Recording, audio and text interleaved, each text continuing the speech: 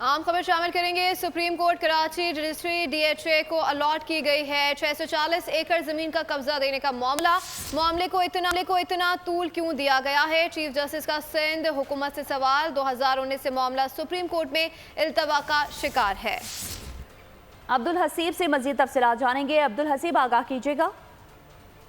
DHA को allot की गई जमीन पर कब्जा न देने का यह मामला है, जिसकी आज समाअत सुप्रीम कोर्ट कराची रजिस्ट्री में हुई। अदालत में डीएचए के वकील ने ये मौके इख्तियार किया कि मली रिवर प्रोटेक्शन ऑर्डिनेंस के नाम पर जो है वो जमीन का कब्जा डीएचए से लिया गया था, जिसके बदले में जो है सिंध हुकूमत 282 एकड़ मुतबादिल जगह पर अराजी देने की भी यकीन दहानी करवाई थी।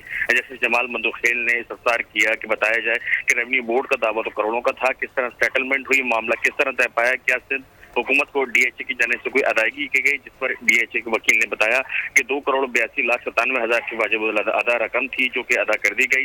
सिंध हुकूमत के वकील ने अदालत में बताया कि सन 2000 में कैंसिलेशन ऑफ अलॉटमेंट ऑर्डिनेंस के तहत सिंध हुकूमत ने अपना हक इस्तेमाल किया।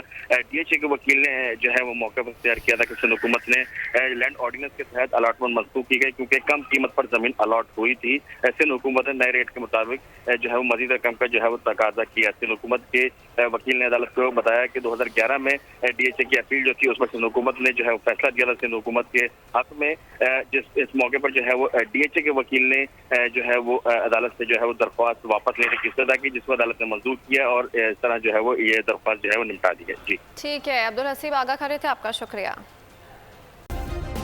सब्सक्राइब करें और बेल दबाएं ताकि कोई खबर रह न जाए।